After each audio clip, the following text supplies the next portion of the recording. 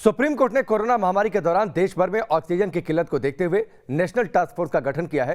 शनिवार को supreme court ने राज्यों में ऑक्सीजन और जरूरी दवाओं के आवंटन के लिए 12 सदस्यीय राष्ट्रीय टास्क फोर्स का गठन कर दिया। यह टास्क फोर्स देश में ऑक्सीजन की जरूरत पर नजर रखेगी और डिस्ट्रीब्यूशन पर सिफारिश भी करेगी।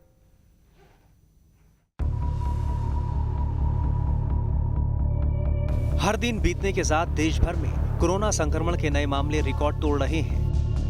ज्यादातर राज्यों को ऑक्सीजन और जरूरी दवाओं की भारी किल्लत का सामना करना पड़ रहा है। ऐसे में सुप्रीम कोर्ट भी लगातार हालात पर नजर बनाए हुए है। शनिवार को सुप्रीम कोर्ट ने कोरोना महामारी के दौरान देश भर में ऑक्सीजन की किल्लत को देखते हुए नेशनल टास्क फोर्स का गठन किया है। इस टास्क फोर्स में कौन कौन शामिल है, ये दिखाने से पहले आपको बताते हैं कि आखिर ये टास्क फोर्स क्या करेगी। ये टास्क फोर्स राज्यों को ऑक्सीजन के आवंटन पर सुझाव देगी, जरूरी दवाओं की सप्लाई का आकलन और सिफारिश करेगी, कोरोना से निपटने के लिए भविष्य की तैयारियों को लेकर सलाह देगी। सुप्रीम कोर्ट ने जिस टास्क फोर्स का गठन किया है उसमें 12 सदस्य होंगे।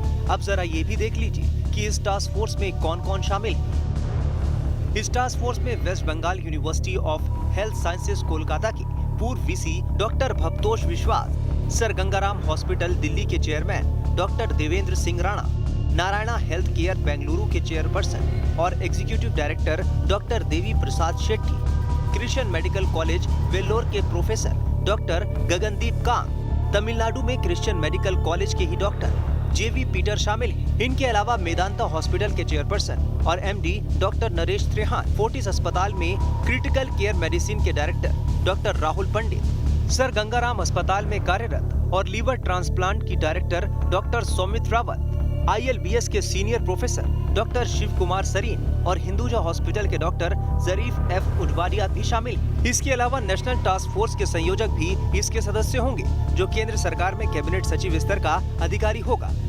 जरूरत पड़ने पर कैबिनेट सचिव सहयोगी की नियुक्ति कर सकते हैं। शनिवार को इस मामले की सुनवाई करते हुए जस्टिस DY चंद्रचूड़ की अध्यक्षता वाली बेंच ने ये फैसला किया है। टास्क फोर्स गठित करने के अलावा सुप्रीम कोर्ट ने दिल्ली में ऑक्सीजन की ऑडिट की भी मंजूरी दे दी है। इस ऑडिट टीम में एम्स निदेशक doctor Randeep Guleria, max health care के डॉक्टर संदीप बुद्धिराजा समेत केंद्र और दिल्ली के एक IAS अधिकारी शामिल होंगे। इससे पहले केंद्र सरकार ने सुप्रीम कोर्ट में कहा था कि भारत एक ऑक्सीजन सरप्लस वाला देश है।